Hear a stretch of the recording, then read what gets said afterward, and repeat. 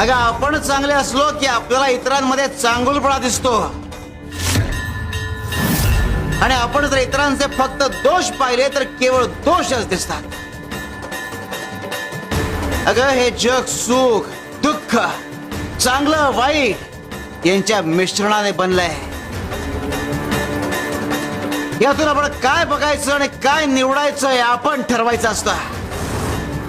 सकारात्मक विचार केला तर सकारात्मक गोष्टी घडतात, आणि नकारात्मक विचार केला तर केवळ नकारात्मक गोष्टी घडतात. म्हणून आम्ही तुला म्हटलं की तू भक्ती मार्गात अजून प्रगल्भ झाली नाहीयेस. अगं आम्ही यांना दगड दिले हे पाहून तुझ्या मनात असूया निर्माण झाली. तुला वाटलं की आम्ही यांना मौल्यवान ऐवज दिला. हो, तो ऐवज मौल्यवानच होता, आणि ती त्यांची गुरु प्रतीची